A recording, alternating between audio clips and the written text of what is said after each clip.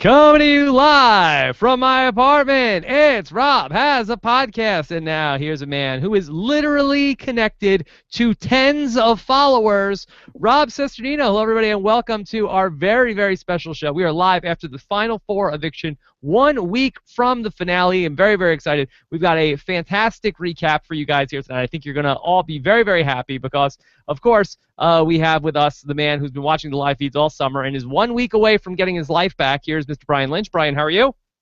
I'm doing well, Rob, and I'm excited because there seems to be a mist in the air. Yes, there is a special mist in the air tonight. Here he is, the winner of Big Brother 10, and a man who has been compared on many occasions to the great Derrick. Oh my God, it's Dan Gheesling. What is going on, guys? It's the poor man's Derrick, Dan. Oh, Rob. I come on this show because we're friends outside of this, and I know it's going to be an above board. You come out firing shots, and to think I was going to compliment both you and Brian on your choice of wardrobe tonight, but I'm taking that compliment off the table. Dan, how come you weren't wearing a red shirt when you went on with Julie Chen a couple of weeks ago? Honestly, I could tell you the real reason, but I'm not going to because it's embarrassing. I couldn't find a red shirt. I was looking for one, and I couldn't find one. So I'm just going to say that. I'm not going to tell you the embarrassing reason why. Was it like you didn't spill something on it right before? Yeah, I guess you could say that. All right. Well, Dan, very happy to have you on because that is the perfect night to talk to you because it's the Final Four, and I think that maybe perhaps the greatest Final Four moment in the history of Big Brother belongs to you from Big Brother 14 when you were in the position to be the one vote and vote Shane out of the house, much to the surprise of Danielle. Yeah, I think what we saw tonight was actually somewhat refreshing. It would have been, personally, I think from a competitive standpoint, it would have been nice to see Caleb. But we saw a glimpse of gameplay out of Cody, not in voting out, but the fact that he deflected some of the blame to Derrick. I was sitting there thinking, because I've not been a fan of Cody's gameplay this season. He seems like a nice guy, but just from a gameplay, he's just done what Derrick said. So this is the first time I'm like, holy cow, he's actually thinking about putting some blame. And the most impressive part is that the jurors are going to see that speech. So they may start to think, hey, Derrick, that essentially puts some blood on Derrick's hands, which is, I'm a fan of Derrick. But to see Cody think like that for himself for once, I thought it was pretty cool to see. All right, well, we're going to get into everything. Let me just set up what's going on here with the live show. No need to apologize, Dan. This is your show tonight. We've got the chat room going on robhasawebsite.com. Of course, we can see what's going on in the chat here live. Also, Scott St. Pierre is monitoring Twitter, so you can use the hashtag RHAP and get your tweets and comments into the show. And, of course, we'll take some of your questions for Dan later on in the show. You can post them on our YouTube channel at robhasawebsite.com/YouTube. And just one quick programming note, 1 week from tonight is going to be the Big Brother finale, but we had a little curveball thrown our way that, Dan, I'm actually going to have the opportunity to go do interviews in the backyard this year. That's exciting. But I will not be covering it for Rob as a podcast. I'm actually going to be covering it for Entertainment Tonight, which is a fantastic opportunity. I'm very excited about that. But the show here will go on. And so Kurt Clark is going to step up from our international Big Brother coverage, covering all sorts of Big Brother UK and Big Brother Australia. Kurt Clark is going to anchor our Big Brother coverage on next Wednesday night with Brian Lynch and Ian Terry. So we will have the show for you guys live at 11:15 p.m. Eastern, and I will have interviews with the final three the next day, which I may actually get to do in person when I am there on the podcast. So very, very busy night coming up on the finale, and I'm very excited to, 1 week from tonight, go to the finale. That's pretty exciting, Rob. I'm excited for you. Hey, you've never stepped foot in the backyard or the house or anything like that, have you? Good for you. I went to the old house one time, and I didn't get to go inside. I went in like the production part of the old house a long time ago, but I've never been to the new house. That's really exciting, man. I'm happy for you. I think it's gonna be a cool experience for you, and I feel it's well deserved. They should have invited you eons ago, but we were just talking before the show, and I'm gonna gush right now. I feel like you've done such a great job with creating your Walter White podcast empire. I'm just really excited. Walter White podcast empire. I'm just excited for all the success you've had, and it's well deserved, man. I'm really happy for you. Does that make Brian Lynch Jesse? I think that more makes him Mike Ehrmantraut. Oh no. Yeah. Real quick to the people in the chat, I just signed into your Rob has a website chat, so I can see that everyone making fun of us at the same time we're talking. So. Yeah, it's a skill to not get distracted when they're making fun of me or talking crap about the the show. Everybody's pretty nice, but sometimes you get people that are really killing me, and I try not to pay attention to it. Yeah, I can understand. So, all right, so let's talk about it. So you have a lot of stuff going on. What were your thoughts on the show, man? All right, well, now this is all set up here, and I really feel like they've given us the masterful job that Derrick has done all season long. I know you've been very complimentary of Derrick throughout the whole season, and I feel like in this last little bit, you said when you were on with Julie Chen, well, Derrick's done a great job, but he's got to win the game. But really, in the last couple of weeks, he really has even gone up to another notch, Dan. Similar to yourself in the way that you've really thrown it into the afterburners towards the end of the game in the last third. Well, let me ask this: what do you feel that he's done that really has kind of sealed the deal for him in the past couple of weeks? Well, he's won some competitions here down the stretch, which he's had to do, and I think that's really important. My thought on Big Brother is, I don't think you need to never win competitions, but I think that you do. It is helpful to be able to win them sort of down the stretch, because ultimately that's the best thing to be able to keep you safe. And just in the way that he has these 3 other people with him in the house, and even probably Frankie, that they all want to go to the end with him. And Dan, I'm sure you know more than anybody how hard it is to get people to want to go to the final 2 with you. It's one thing to get there, but it's another thing to have people that want to take you. I have no idea what this would be like, Dan. Yeah, it's very difficult, and that's where I feel like the credit, all goes to Derrick. People have tweeted me, and I agree with this. People said, hey, Derrick has both a Danielle and a Memphis, where he has 2 people that are very strong alliance members that are fighting tooth and nail.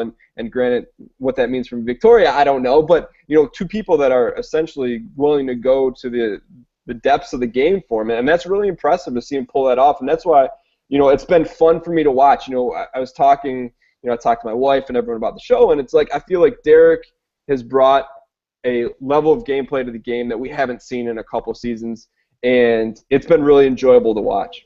He's been very, very good. Now, one of the things that went through my mind tonight, when Cody gave that big speech to Caleb and Victoria, do you think was Derrick digging his fingernail into his hand while Cody was just going on and on and on and talking about the alliance that he's had since day 2 with Derrick? And meanwhile, Derrick's been working Victoria the whole time. Not that she's probably going to win a leg of this final 3, but this could end up being problematic for Derrick. Yeah, I can't imagine that he would endorse something like that. That is probably the only thing we've seen thus far in the game that Derrick hasn't approved. And good for Cody, because, who knows if Cody would have told Derrick that he might have talked him out of it. But I feel like this is the first time publicly that people know what Derrick's been up to, besides, Donnie or Frankie that maybe had an inkling. Now it's all confirmed. Everyone in the jury house knows. And I think that gives Cody a slight fighting chance to maybe at least scrape out a few votes. I don't know if he can win it, but it was a great play on his part. Yeah, it's going to be really, really fun to see if this is going to have any sort of ramification, because it feels like, and it has been for a couple of weeks now, almost like we're headed towards a coronation for Derrick. And as good as he's been, I feel like that's not fun to watch.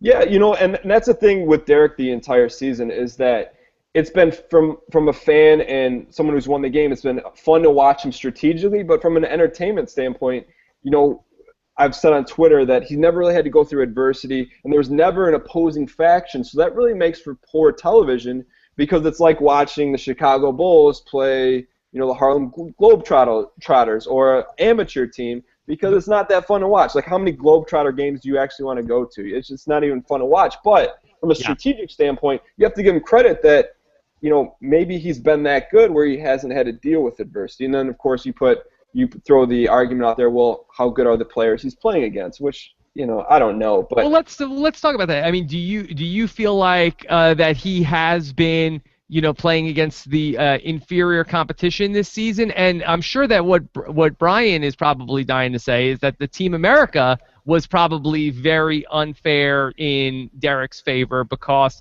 had it not been for Team America, that probably Frankie and Derrick would have gone head-to-head at one point, and Team America really brought those two guys together. And probably even Donnie could have been a third faction that could have been a problem for Derrick. That's a very good point. And, I think when you think of the game this season, I think of one and maybe 1.5 strategic players. I think of Derrick. I think of Frankie.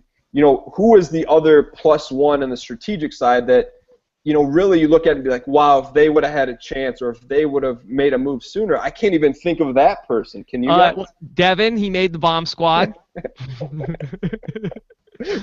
Devin, great television. Phenomenal entertainment, but no strategic value. Same thing with Zach, great entertainment, but he couldn't, his game was tough to watch. He blew himself up multiple times. I just never saw another strategic player to go against Derrick, and I don't know. You guys made it. That's a very fair point. And I don't say that to discredit his game, because you can play in a house against a bunch of non-strategic players and still get beat. So it still takes a ton of skill to do what he's done. But I think a lot of people, and it's rampant on Twitter, just want to see him play again against some form of a faction or some form of adversity or an opposing teammate. Myself included. I'd love to see him play the game again. But he's played a great game. Do you think he would play the game again if he wins? I don't know. I'd imagine that leaving your family, especially with a little one, is extremely tough. But at the same time, I would anticipate if he wins this thing, for him to say that it wasn't easy, I'd be surprised. Because I could see him coming out thinking that was an easy experience for him. Why wouldn't he want to play again? Can you think of any times where he's like really was in trouble that it would cause him stress or any sort of, undue concern? Well, Brian might know better than me. Brian, what did you think was the time when Derrick was the most stressed out in the house? Well, he did have the meltdown after Christine threw the Battle of the Block when they were trying to get Donnie out, because at some point it became clear that Donnie knew that the whole plan was to get him out and Christine was throwing it, and he ended up the feeds came back and he was crying by himself. Really? Yeah, and from what he was saying, he realized at that point that he was a part of the group of villains in the house, and that's when his gameplay switched from the whole bashing thing, which was part of the issue with some of the hate towards the remaining house guests, and he started playing a more clean game at that point. Okay, that makes sense. Hey, I have to amend my statement because Michael Norris in the chat said Nicole was a good player from a strategic standpoint, and I completely forgot about Nicole. I think Nicole deserves some credit. She just never had any troops around her. I actually think Hayden was pretty good, and I think he's kind of forgotten about. Really? I just remember from him as smiling, and that's about it. That's he's good. Smiling. That's good. He sort of they identified him as a threat, but I think he was somebody that he could have just you forget about him, and then he's somebody who could have won some competitions down at the end. He could have been like a Frank. Yeah, definitely. And you forget about him and Nicole, and I just feel like I like Nicole when she got in because she saw moves to make. But in the game, you can't make moves by yourself, and essentially it seemed like she was always by herself or always, on the wrong side of the coin. Oh, Dan said he liked me. So that's great.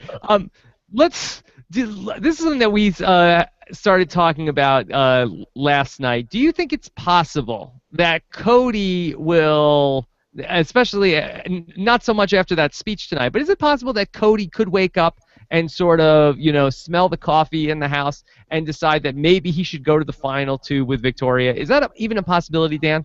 For as much as you and I want to see something like that happen and are wishing for that to happen from an entertainment value and think of it'd be a great move from Cody, being in that situation, I can relate to that being in the house with Memphis. If you have you could relate the whole thing, the hitmen with Victoria and Memphis and I with Jerry. As tempting as it was to sit next to someone like Jerry or a Victoria, there's really a true bond where it's like you want your friend to go home with money, whether I won 50 or he wins 500,000. And I think the same with Derrick and Cody. I think, when you're with someone that long in the house and you really seem like you developed an honest trust, which is so hard and so rare to do in that house, you really don't want to screw over a true friend, which is really rare and really weird to say in the house because it never happens. I don't see it happening because of that bond. You know, that's the only thing I can relate to them, is that you look at them and you say, wow, they probably are really good friends. They've looked out for each other. It's not going to happen. Okay. Dan, what is your take on the Team America decision that now if Derrick gets to the end, he gets an extra $50,000 for what?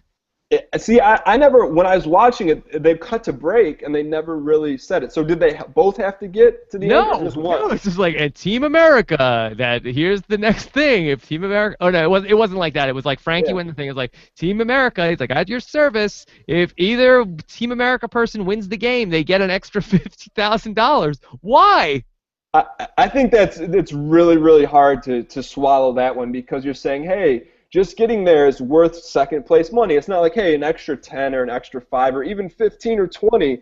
I could see that, but you're saying just getting there because America liked you is worth another second place money. It's tough, and I like the fact that CBS has deep pockets, but where did it come from? You know, I would have, you know, maybe you bump up America's favorite to 50 and then you make that America's task 25. That's the only part that didn't jive with me, is you're saying that getting that done is the equivalent of second place, which it's not at all. Yeah, and I'm sure Eric Stein would be pissed off that bonus money is going to the Team America plan. They didn't have to do anything the whole summer. But at the same time, it helped them. But at the same time, good for them, because they're 90+ days in a house. I mean, let's just put it on the table, Rob. Big Brother is a much more taxing game than Survivor, but we get paid half as much as Survivor. Well, it's more mentally draining. Mentally draining. I say that facetiously, by the way. Which, by the way, I'm surprised. I've tweeted you a couple times. I'm surprised you haven't had your Kaiser Soze moment yet, piecing together the new Survivor cast and your favorite RHAP guest. Dan, why do you? Maybe I just don't tip my hand. Maybe you do know. I don't know. But anyways, we can talk about it. We can talk about it offline. I don't know. Okay. I don't know if you are if you have a secret alliance or not. But bottom line, you know, good for the players getting the money, but I just would have liked to see it be something different. You know. Okay. Well, I think this is an interesting thing coming into the jury deliberation portion of the show, because you know, we had this segment with Frankie tonight, and I think they put it up there, and they really painted Frankie in an unflattering light tonight. You know, I felt like they were going in that direction a couple of weeks ago. Then I felt like they pumped the brake on that, and they sort of showed Frankie in a positive light for the last couple of weeks that he was in the house. But then I thought that was odd that they showed us this. I'm glad they did show us, because it was very real. But I thought that was sort of an ugly thing that happened, where you know it started off. It was a very sincere moment between Derrick and Frankie, and Frankie said to Derrick, "Tell me, is it me tonight?" And he's like, "Yeah, I can't lie to you." And that was sort of like a very sweet, like bro to bro moment. But then Frankie went on the warpath, and he is like, you know, I would win this game if I was in the final two. And then Cody and Caleb were like, all right. Take it easy. And Caleb's like, Frankie, if I was in the final two with you, I would smoke you. And Frankie's like, no, I would beat you. And it was mean to Caleb. He's like, Caleb, you have no idea what's been going on the entire game. And then he said, do you realize what you have done here? You have made me into the most powerful player in the game, because I am the best speaker. And whoever I want to win the game will win the game. I will convince the jury to win that. And by doing that, like Obi-Wan Kenobi, if you strike me down, you will make me more powerful than you could ever imagine.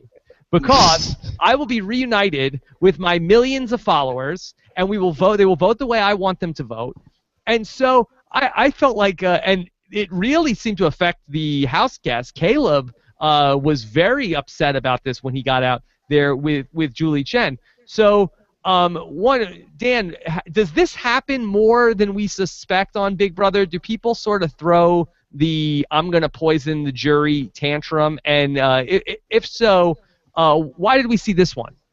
You know, I think I would imagine that this is not, you know, and Brian I'm sure knows better than you or I, that this was a type of behavior that would happen, I'm guessing, time and time again. I mean, if you catch it for this much, chances are it probably happens this much, and they can only show a little bit. But I think, you know, at the point where the other guys like shut it down, which I thought was good to watch, is because at some point, like, no, you're not going to win. You're not going to win the show because you're not going to make it that far, and just enough is enough. So to have someone in the House that's delusional like that feels they can influence 9 votes or however many's on the jury this season, it's just, I think there's people that have done that in the past, said they're going to do that, and maybe they can influence 1 or 2, but to think that much of yourself that you can say, hey, I'm going to determine the one winner of this game, it's like, come on, what do you expect people are going to say to that? And then it really made me feel like his goodbye on on Tuesday night, which, I myself included, I felt like, he sort of went out with his head up high and good spirits. I felt like that made that sort of exit be pretty disingenuous to me, because if that's how he was feeling in the House, you can't tell me that he totally had an epiphany in the couple of hours between when he was saying that 4 hours before the eviction and when he walked out the door. Yeah, one of the things I tried to do on Twitter this year is, as the house guest was getting evicted, I'd tweet the final thoughts about Caleb and about Frankie. And with Frankie, I thought he was a great competition player to watch, but I just wish we saw more of Frankie and less of these facades and actings and characters, and just see the real Frankie. So, because like you said, is it really the Frankie? Is it disingenuous? I don't know. Is he really that heartfelt guy, or is he the guy that thinks he can get everyone in the audience plus him to control who's going to vote for America's player? Like, I don't know. And I think like that's where people like Caleb and someone like Donnie are refreshing, because that Caleb's probably like that in real life, and Donnie's probably like that in real life.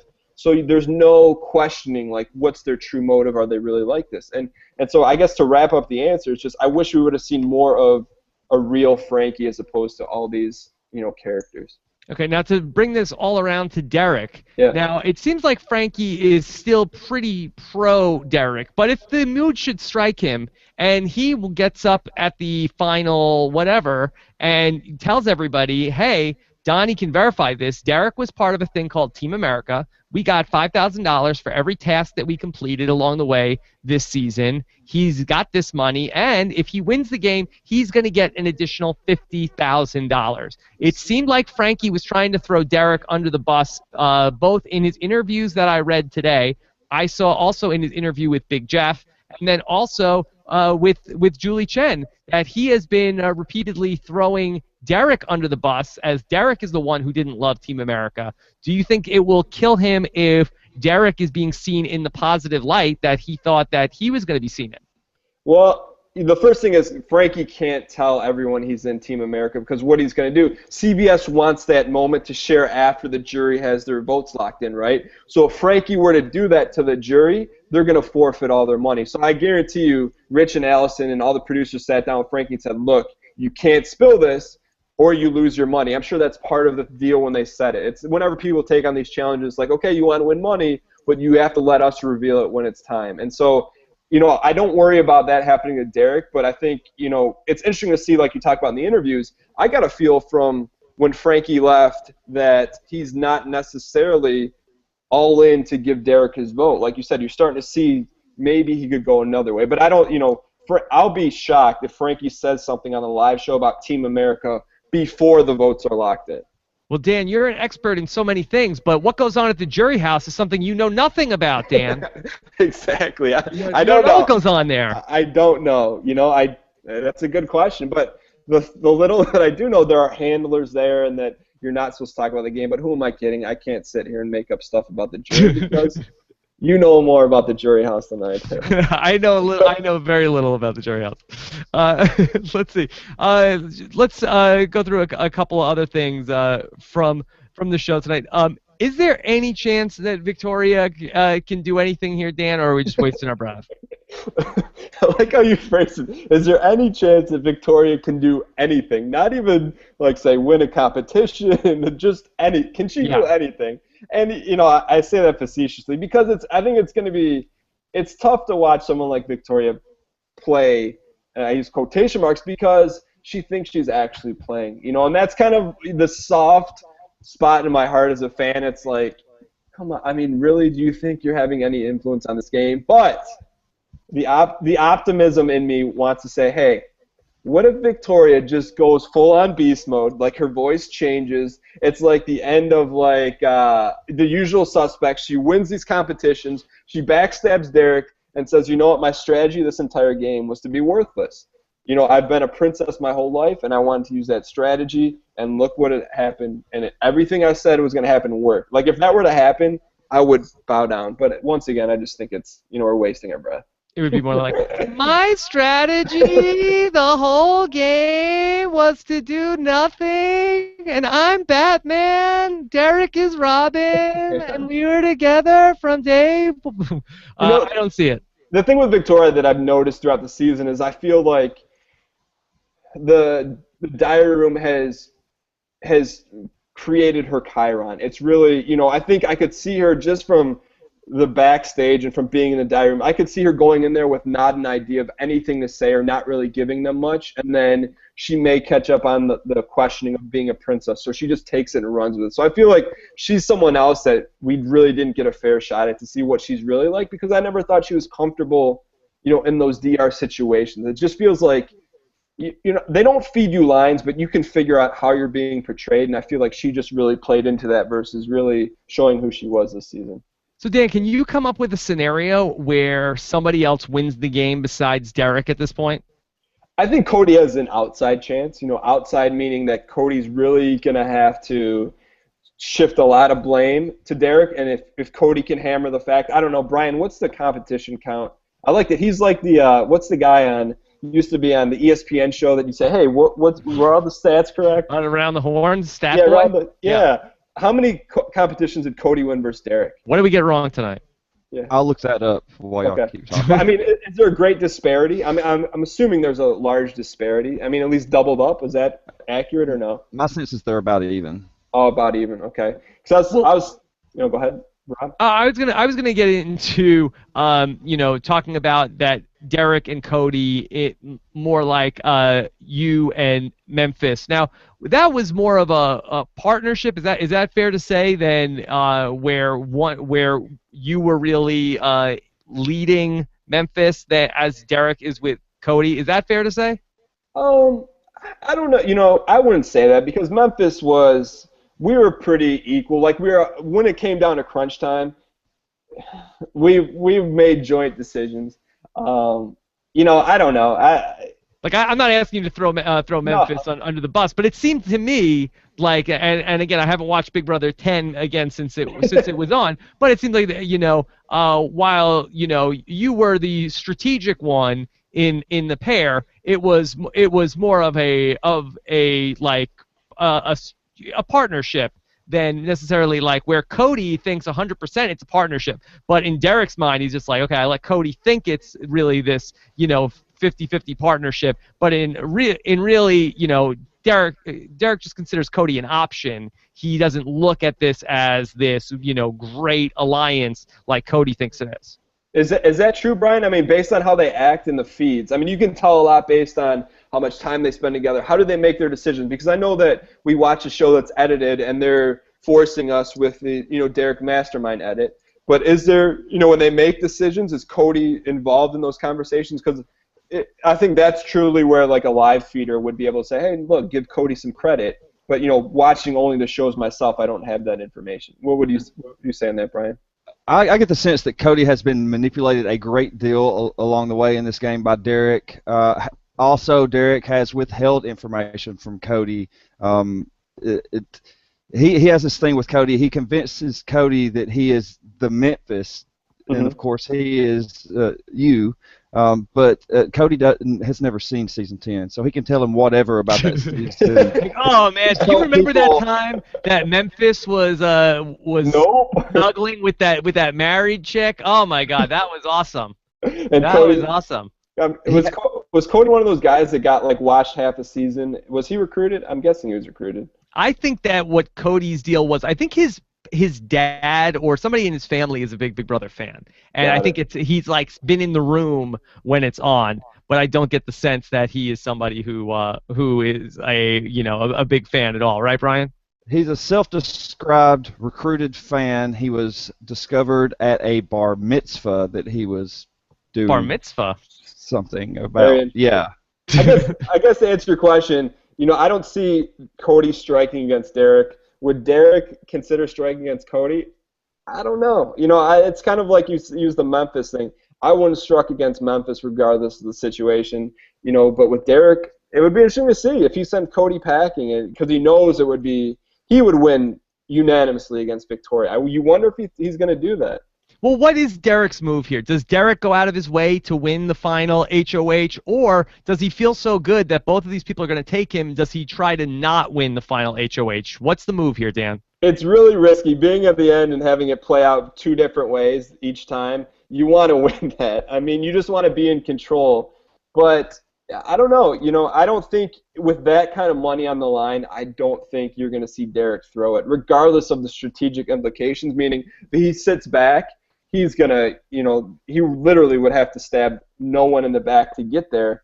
I don't think we're going to see that. That's a big risk for him to take. Plus, he needs another competition win, I think, to really lock it down against Cody. I think he's going to win against Cody, but if say Cody wins out here, that gives him just another vote or two, I think. I mean, we all say when we watch the show that Derrick has got this in the bag against Cody, but is there any possibility that this jury wants to give it to Cody and not Derrick? You have to look at, I think this is something that you can drive yourself crazy doing, thinking what jurors are going to vote which way, and the, I guess, blanket prejudice stereotypical thing that I can come up with is you look at how people play the game. So if you play the game as a competition player, you're probably going to vote for someone who wins competitions. If you play it strategically, you're probably going to vote strategically just because we tend to like people that do things similar to us. So I guess in that case you have to break down, okay, you would think Hayden would probably vote for a competition person over a strategic person. Who else? I'm not really sure. Maybe Caleb? He sounded pretty peeved by Derrick. Yeah, he did say that Derrick was his best friend. I mean, it's so funny that the four people that are all in the house, and they all walked out and man, Derrick was my best friend. Derrick was my best. I can't believe that Derrick screwed me over, but he played a good game. And but he's my best friend. And from personal experience, sometimes those are the ones that hurt the most. When people, it's not like you're going in warring factions and you get out your enemy. They're sometimes the quickest to forget that they hated you versus someone that's really close with you. Someone like Caleb, he sounded genuinely a little rattled that Derrick, hurt him like that. But who knows? I mean, that's why your show is fun to listen to and watch, because you pontificate all the scenarios and you go through it. But these people are crazy. They can vote any way on the gust of wind or on a bottle of ketchup that isn't labeled the right way. I don't know. Let's talk about Caleb for a little bit, that we haven't talked much about him. I thought it was very funny, the package that they showed us tonight of all of the different things that Cody has claimed, or Caleb has claimed in the house while he was there. But it was nice to sort of see his family, and they sort of yeah, that's our Caleb. He's kind of nutty. When they showed him talking about how he was going to, that he felt so good about the loyalty of this group when he was making his speech. Did you kind of feel bad for him a little bit, almost like he just didn't understand the game that he's in? Yeah, the fan side in me, definitely pulled at your heartstrings. So you see this package on Caleb, and I really thought once his showmance or whatever you want to call it was evicted, he really became an endearing player. You saw more of Caleb come out. You saw the fact there was a package earlier in the season where they showed his military background, and you can really relate to those type of people. And you feel in my mind, I'm okay, here's this loyal soldier, and he's following this general that they all abide by the same code. And then when it comes time to go to the front line, the general busts out a manual and says, "Look, you're on the wrong page. See ya." And it's at that moment for Caleb, you feel bad for him, but then the player side of me is you like to see something like that happen, because we didn't really see any of that this entire season. We didn't see anyone get remotely blindsided, so it was it's kind of bittersweet. Yeah, that's an interesting thought, Dan. I hadn't really thought of it, that Caleb really was just a soldier. And he needed a general this season to sort of be telling him, all right, Caleb, you're going to go over here. You're going to go over here. You're going to go here. You're going to do that. and different people in the house at different times sort of like put like different instructions into the Caleb machine. And early on, when you had like Zach and Frankie and all these guys, they were sort of like really messing up his head with the Amber stuff to sort of for their benefit. But that's interesting that he just kind of did whatever they told him to, and a lot of times he would like parrot back stuff that they told him. And I think that the stuff about Frankie is really interesting. I wonder how much of that stuff that he said with Julie Chen was parroted back from stuff that Derrick told him about Frankie after that speech. What do you mean in particular? What about Frankie? The stuff about how he said, when Julie said, do you wish that you should have kept Frankie around? Which the correct answer should have been, you know what? Yeah. Yes, I should have, because him and I should have gone to the end together, because we were two people that we should have had each other's backs. He said, no. The only thing I regret is that I had respect for him, and I shouldn't have, because he showed his true colors that day and showed us what kind of person he is. And I wonder how much of that was fed to him. Brian, do you have any sense? Was that the conversation in the house the last 24 hours or so? No, those conversations happened while the feeds were down. Oh, okay. So we have no idea. See, my thought on that is that because he's of that soldier mindset, he's going to treat everyone the same way from a loyal perspective. But you got to remember, there was a point in time where Frankie semi-crossed him, or there was some definite friction, and you could look at that as like a general letting Caleb down. So he's like, okay, I can't trust this guy. I'm going to go to the next. And I feel like, had that happened, had Derrick done something negative to him in the house while he was still there, you would have seen him, break away from Derrick. That's just, I guess, my perception on Caleb. Also, Dan, were you amused that Caleb needed to win the Stalker Challenge to stay in the game? Yeah, I wasn't, because here's the thing. I felt that we had gotten to the point where that was all kind of left behind. Throwback. Yeah, it's like, and then they just bring it up one more time. I think the good thing for him is that he was on the show long enough and had a chance to. There was like pre-showmance and post-showmance where I don't think he's going to get as embarrassed and bombarded with those type of questions as, had he got evicted a week or two after her. Yeah, he would have had a very unpleasant sort of visit outside of the house when he got out, where it's like, oh, here's the guy who's stalking Amber, and it was a whole people were really up in arms about stuff with Big Brother, about how it's not right. She's in the house with him, and nobody should have to deal with this sort of, that somebody is stalking her, and it really was an ugly thing, and he really sort of just completely put that behind him. Yeah, and as a former player and a really big fan of the show, it bothers me when people get out of the house and they, of course it was a little strange, and I'm not condoning anything, but when people get out of the house and then they get kind of screwed up, unless you do something hateful like we saw last season, where I feel like that's deserved, people are going to get out of the house and they're going to have a tough time, like someone like Christine.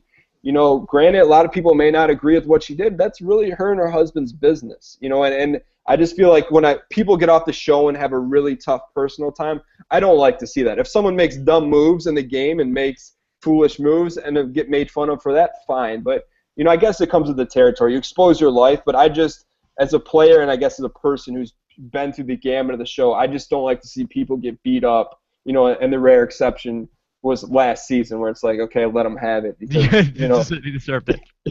Yeah. I know that was ugly last season. Last season excluded. I don't like about Big Brother that it does become a bit of a feeding frenzy with people, where it's like sort of like the people that we really don't like, really get beat up, and sometimes people deserve it and sometimes they don't. But I feel like Christine is going to have a rocky time, and I know a lot of people dislike Christine, but I don't think she necessarily deserves the hate that she's getting. But that's it's up to everybody's own decision. That's right. And that's where I guess the line is blurred, is that I'm okay with disliking people for game stuff, but if you dislike them for really personal things, but that's, I guess, the allure of Big Brother, is that there's no walls. You get to see everything, and people have their own judgments on things that have affected them personally. And, that's what makes for an interesting show at the end of the day. Yeah, one of the things that really bugged me during the season was, people on Twitter like, Christine is so ugly, blah, blah, blah, blah, blah. And I just feel like, I don't know why we're going to, like, if you want to say, Christine sucks at Big Brother, that's fine, or, but I just think that the, physical stuff, I just feel like that kind of sucks that you have to people come out of the house and have to deal with that sort of stuff. Speaking of hate towards the house guests, I've seen a few of your episodes this season. And Brian seems to be very vocal against Derrick. I don't know why does he dislike him so much? And then, like, be honest. I don't want you to like sugarcoat it. I'm just interested as to why you would dislike him. Well, I think it probably all started with the week before he pretty much went into the diary room and told America that Donnie didn't care about Team America, right? But I think like on July 26th at 8:28, Derrick was telling Frankie that he's okay with ditching Team America tasks. Mm-hmm. Only days before he went into the diary room to say that. So that's probably like the first lie that I kind of picked up on in the diary room that really kind of got me ticked off about him.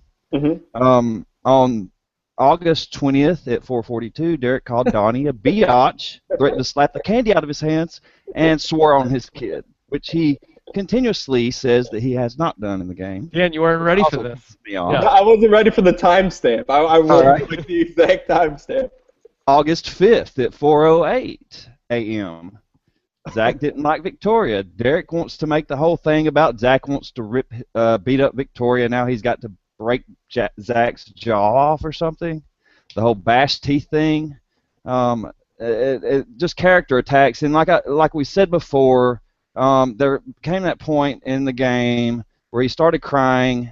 He did suggest that he realized that he was like one of the villains of the house, and he changed his game. I did not let up on him after that.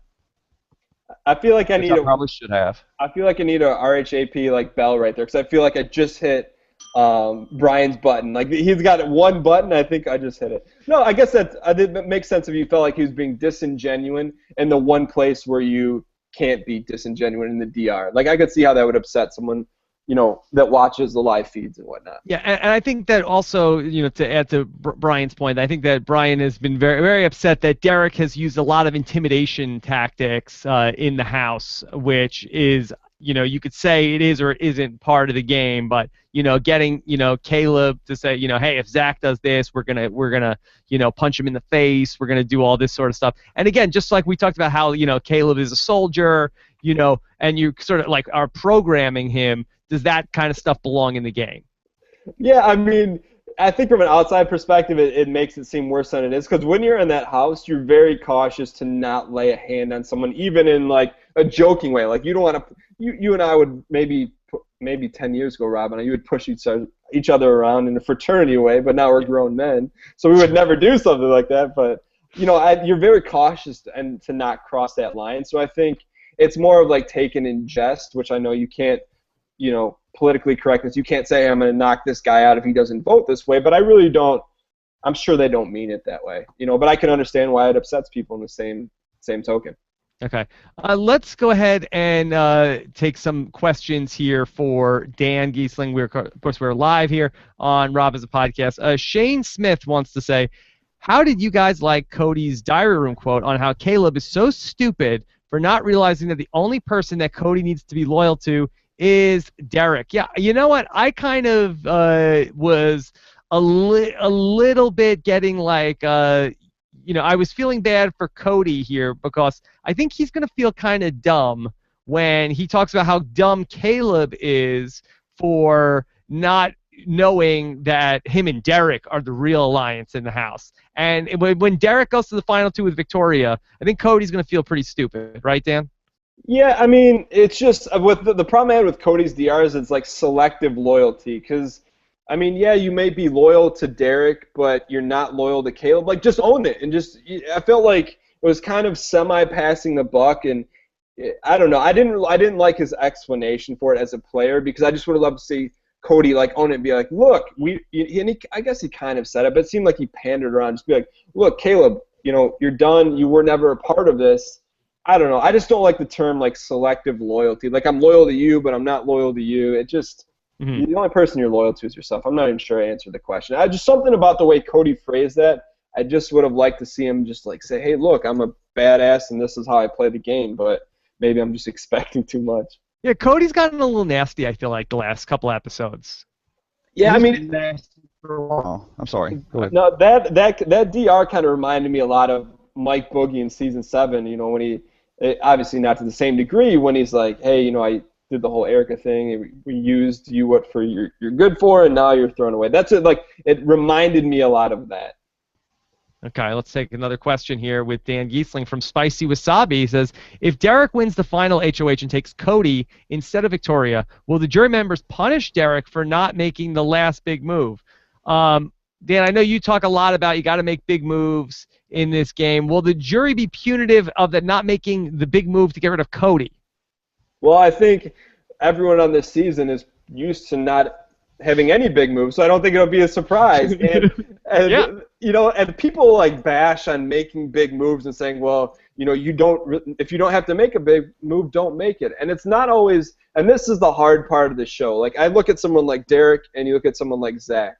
Derrick has played a great game, but, you know, playing for the first time, I would say his showmanship isn't there. And you look at Zach, and Zach's got the showmanship down and his game wasn't there. And it's very, very difficult to do both well. You know, you look at someone like Will Kirby, he did it. And I feel like, you know, you can make a small move more grandiose if you just put something on it, or you don't tell them the day before. And it just, you can still make them like you. You can still do those things. And I just feel like because of that, and because there was no opposition, the jury, anyone that says they made a big move this season, I think between you and I mean, correct me if I'm wrong, I'd say they're lying. I can't think of a single big move this season.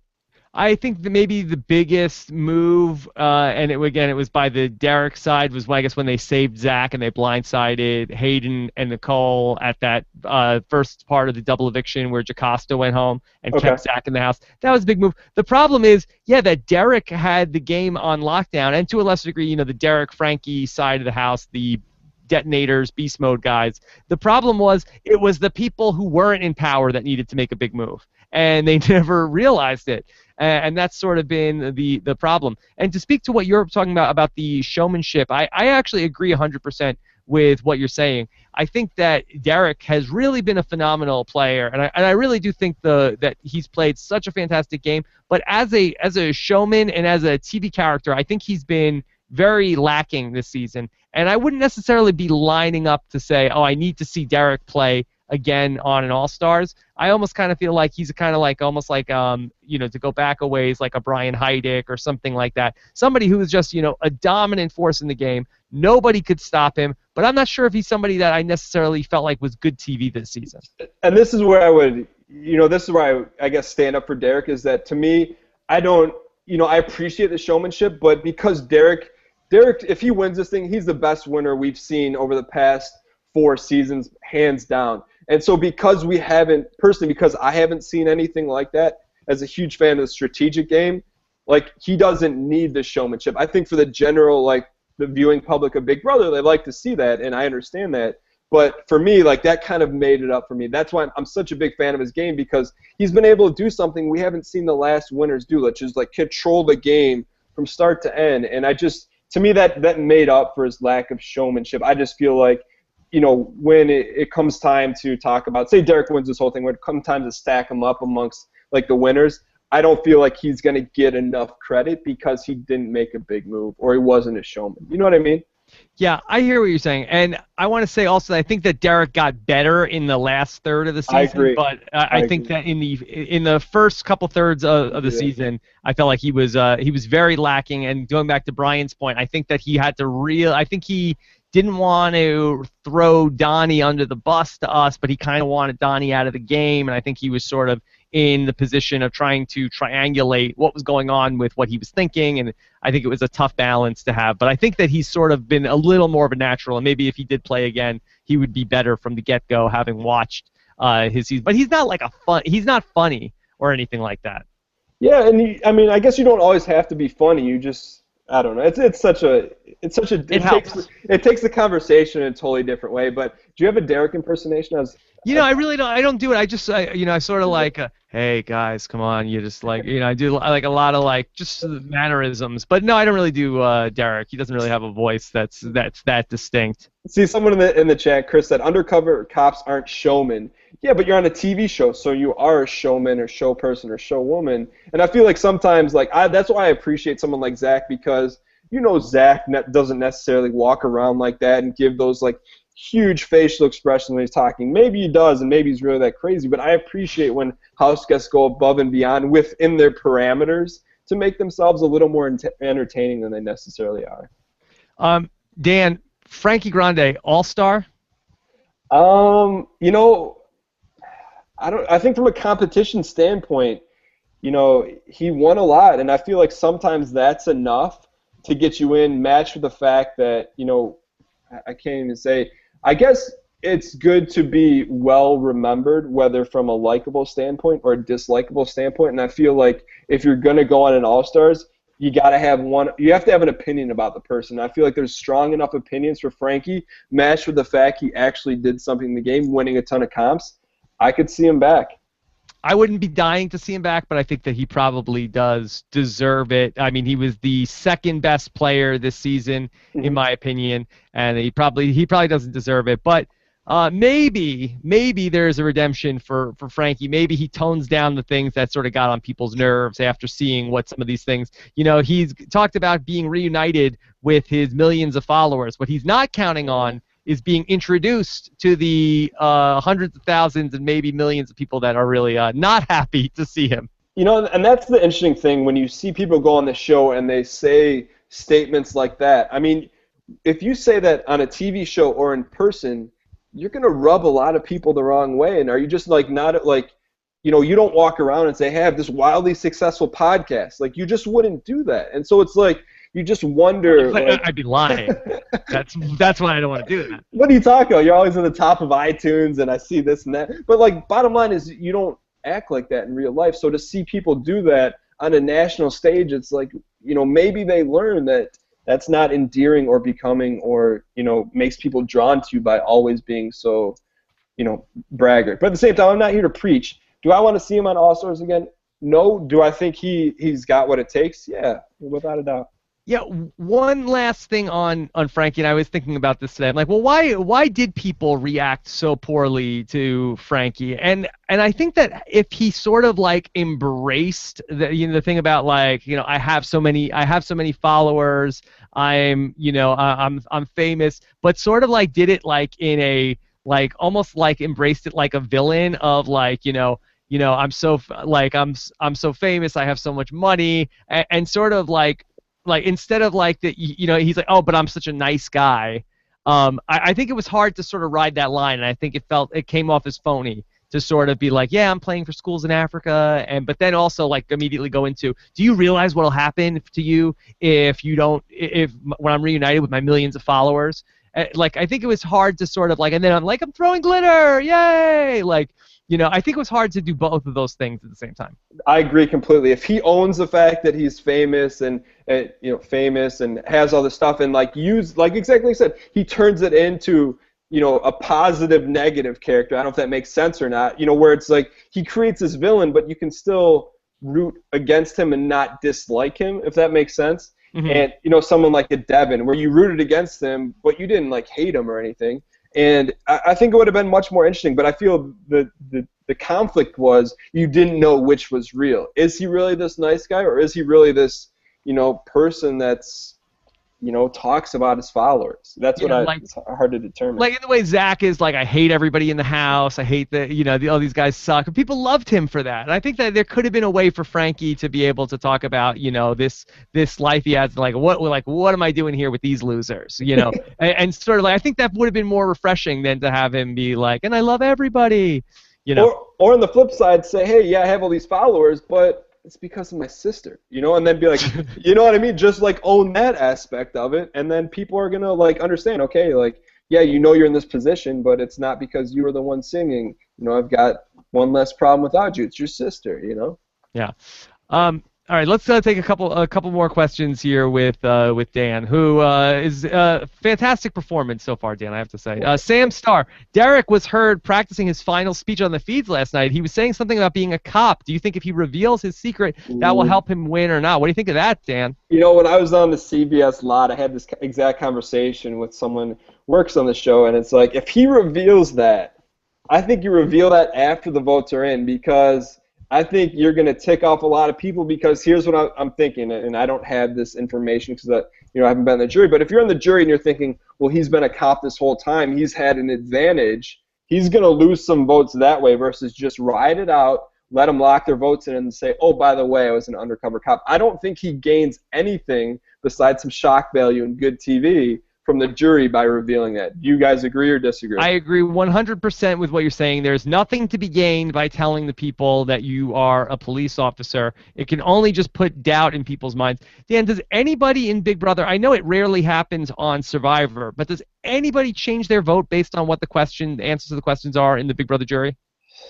Not that you would know, again. I think how they used to do it, where you used to have 30 to 45 minutes to hash it out. The way it used to work is jurors would ask 2 questions per person, and that took all night. And then they would edit it together and take the most interesting questions. So there was really a lot of banter back and forth. Mm-hmm. And so I feel like when something like that, when the jury was set up that way, you had an immense amount of influence over them, because they could say, well, I didn't understand why you did this. And you'd respond, they'd be like, well, what about this? And you could continue to clear things up. Here it's like, you've played 90-plus days of game, and you've got to explain it in 4 minutes. And it's just, I feel like that, and this is not, from personal experience. No, I agree. It's not right. That you need to have sort of, like, there's a reason why the jury gets to ask questions. And I also feel like, it's like everybody's asking one question, and it's sort of like a random question. It's like, so at least at the Survivor Final Tribal Council, it's a little bit more of a drawn-out thing. Do you know at what point did they make the switch, Dan? Do you know what season that was? Yeah, it was season 10 was the last season. Yeah. Okay.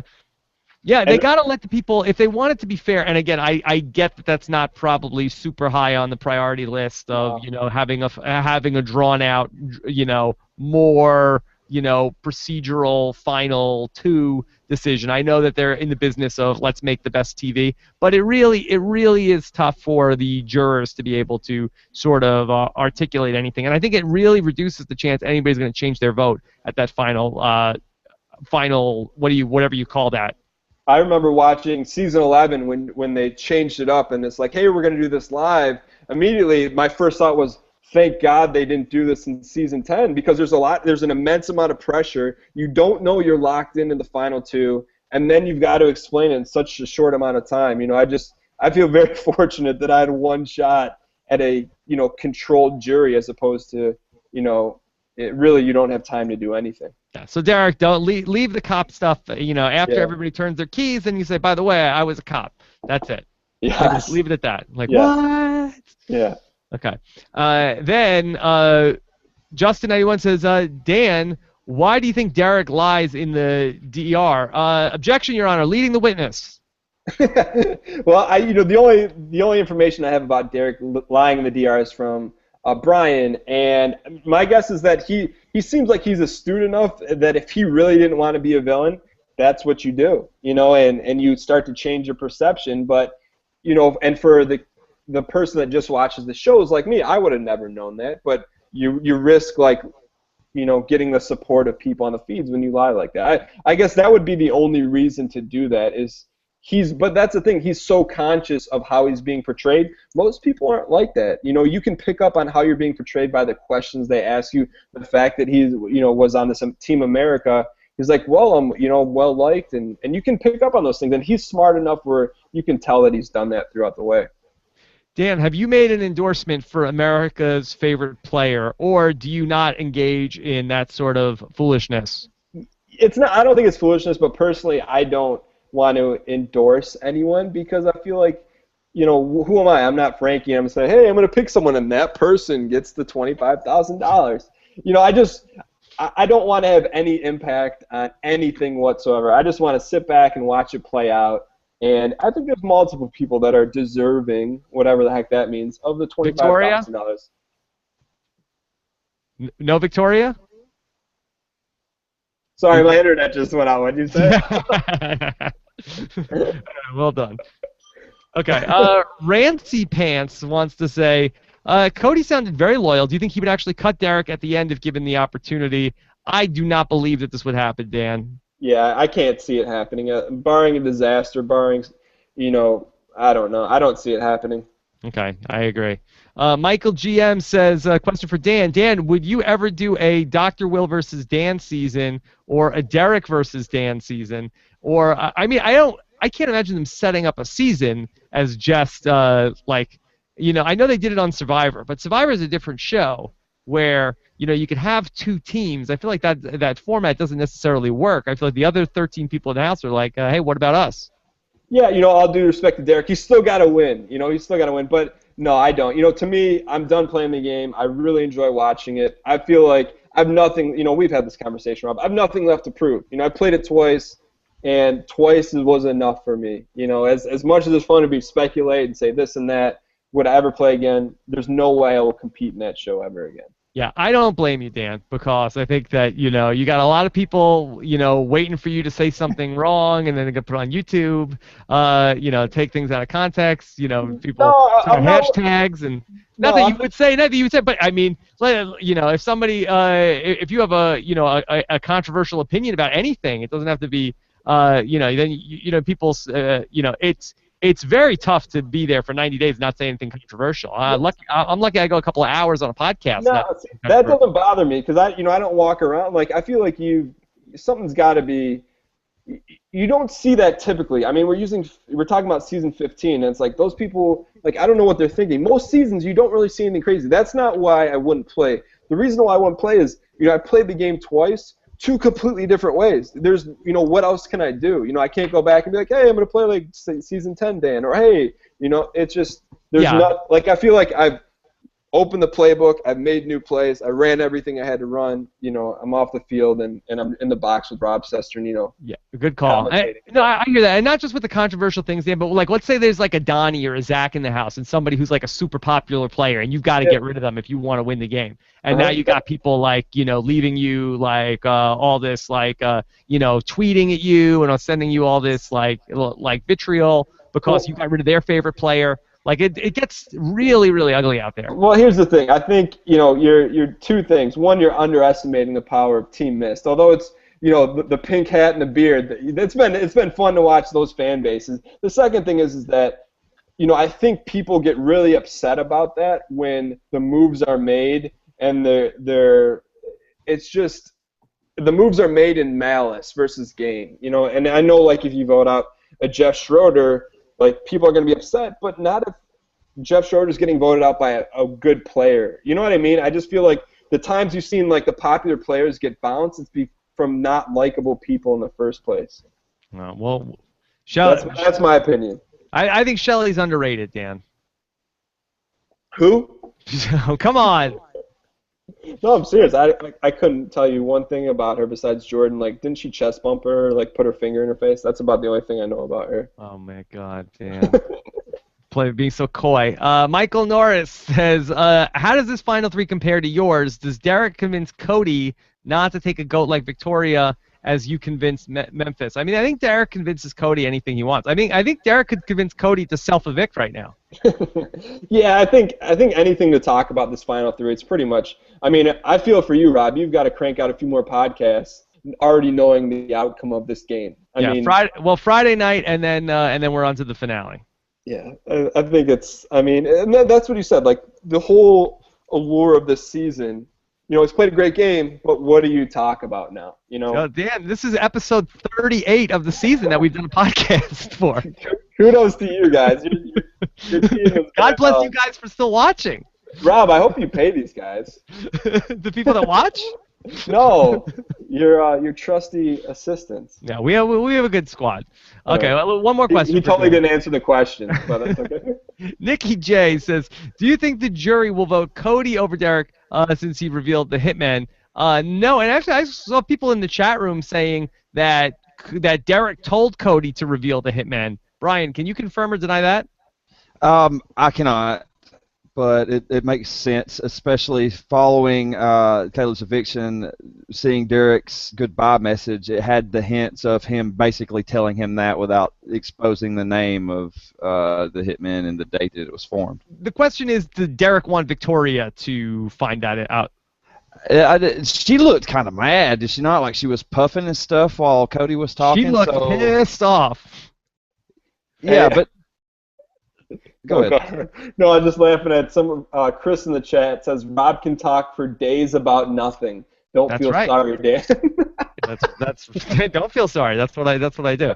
That's it. We did the same week twice. Yeah, we did. We talked about the same week twice, Dan. Oh my gosh! Could you just taken the week off and then just rebroadcast those same shows? Could have done that. Yeah, that's what I want to do. Okay. All right. So, Dan, how's everything going in your world? I know you've been so busy with streaming the video games and everything you're doing. What are you up to right now? Yeah, this is kind of the busy time for me in terms of I'm doing a lot of speaking at different schools, and I've got a couple schools lined up in October and November. So I go to schools and talk about action-based leadership, so that's fun.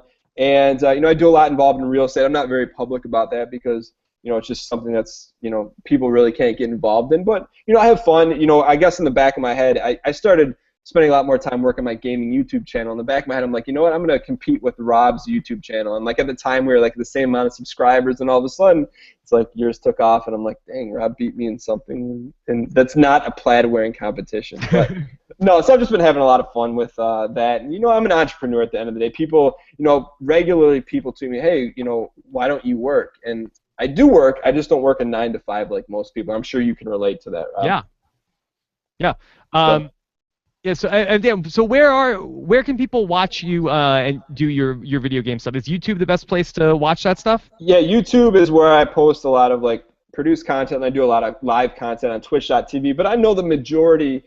I don't want to say majority, but a lot of people that watch reality TV aren't necessarily gamers, so that doesn't apply to them. It's kind of like a different world. Just like reality TV is our own separate world where if people that don't watch reality TV don't get it, it's kind of the same in the gaming world. Like, if you don't really game, you're like, what are these guys doing? Why is there someone with a podcast talking about games for 7 episodes a week and he's wearing plaid all the time? Yeah, you don't get it unless you're in that world. But for those that are, you guys know where to find me.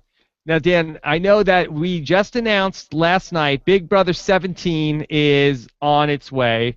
We know that Survivor is. I'm not sure if it's official yet that it's coming back for season 31 and 32, but we're starting to get to the time of year when you need to be making your tapes for Survivor. Big Brother Canada is coming back again, so this is really the fall is the best time when people should be starting to make their submission tapes for reality TV casting.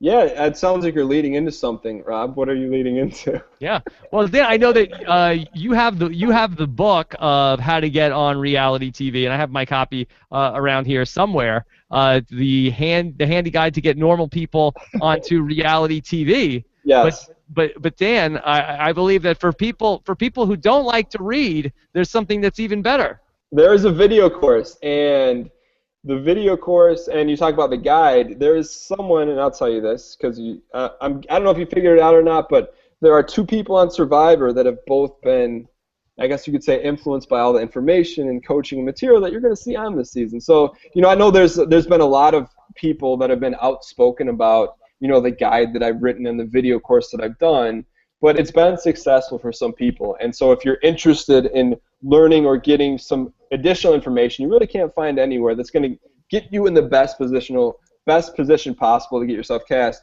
there's the video course available through Rob, your affiliate link, correct? Yeah, I made up a link that this is to go to check out Dan's video course of how to get on reality TV. Go to robhasawebsite.com/danvideo. Try to make it very straightforward. robhasawebsite.com/danvideo to check out Dan's video course. And it's the same information that's in your book, or is there new stuff as well? There's new stuff as well. So if you're not a reader, it breaks things up with segmented video courses with accompanying worksheets. And then also, didn't we set up a coupon code, Rob? So for, I think until, what do we say, the 19th? So for the next 24 hours, if you actually buy the video course and you use the coupon code RHAP, you get 10% off. As a small thank you to the plaid-wearing community, to give you guys that discount, if you guys are interested. All right, well, Dan, it's the #1 question that I get from people, like, how do I get on Survivor? Can you watch my tape? How do I get on Big Brother? So I know that for the people that are out there that are trying to get on one of these shows, I'm sure it's invaluable information. Yes, very much so. Now, Rob, I don't want to end things on that note. I want to end things on something I saw in the chat earlier today. Okay, good. And it's someone, I forget what it says, someone directly sent me a message on the chat, said, Dan, call out Rob for saying that he feels that Dan is I am no longer your favorite player, which is fine. I would just like to hear it right from the plaid's mouth as opposed to secondary in the chat. No, I think that that might be misquoted, Dan. I think that, I don't think I've ever said anything about favorite player. I believe that somebody said that I thought that Derrick this season might be better than Dan Big Brother 10. I said because that I felt like that you were in danger early on in Big Brother 10, and I felt like that Derrick never was in that position. I'm totally joking. I didn't see that. I just wanted to make you squirm for a minute, Rob. No, well, I mean, everything I say is recorded, so it's not like anything I said. But I'm totally joking. But I did say that earlier on this season. Brian, you look like you want to say something, man. I feel like Brian's there, and he looks like he wants to talk, but Rob, you never defer to Brian. Well, I would like to say something. Dan, you are my favorite player of all time. Oh, it's nice to be loved on the podcast by at least one person, Rob, you know? Dan, how dare you? How dare you? Go back and watch those videos from Big Brother 14, Dan. Again, my statements are on the record.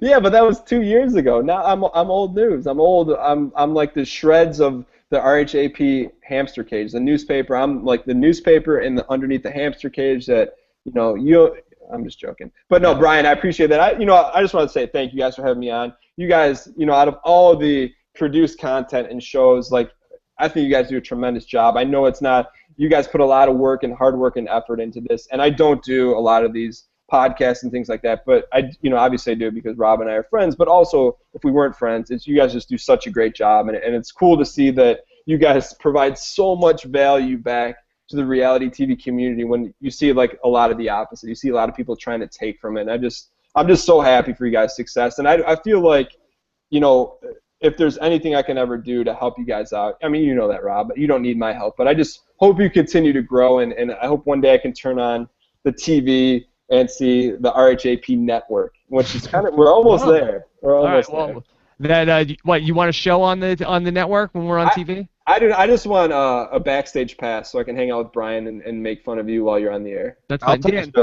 okay. Dan, one last question. Have you been impressed with how much airtime Gen City has gotten in Big Brother 16? Was it more than Big Brother 14? Oh my gosh, I went nuts. Whoever mentioned, Julie Chen said Gen City. I'm like, yes, the legend lives on. Oh my God, yes, she said, did Zach call Nicole a Fruit Loop dingus and say Christine was a floater like Gen City before or after? Classic. So yeah, fantastic. Good. All right, well, Dan, thank you so much for coming on. This was another great spot. I hope that we don't have to wait until September of 2015 to see you again on RHAP.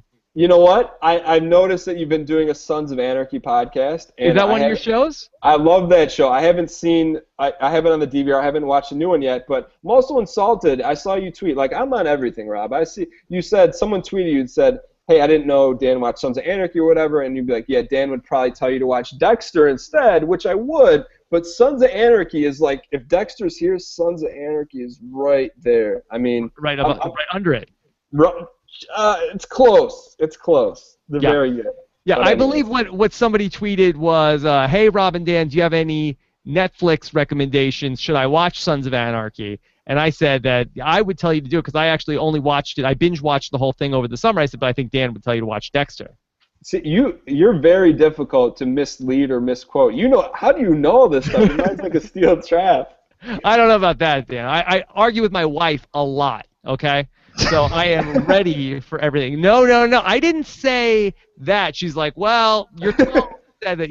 No, but look at exactly what I look at my words. What I said. Here's my last question for you. Then I know we're gonna wrap this up. Sons of Anarchy. How do you feel about Kate Bundy's performance? Do you feel like she's that good of an actress, or do you feel like she's just there because she's part of Sutter Inc.? Oh, I mean, I think she's fantastic on the show. I think that say what you want, whether you like her character or not, but I think that as an actress, I think she's really, really good. I think she's probably the best actor or actress on the show. Oh my God! Oh, What, you don't like her? I mean, you don't like Charlie Hunnam? I mean, he's freaking lights out. He's very good. Okay. Anyways. He's very good. We're splitting hairs. Yeah, just splitting hairs. All right.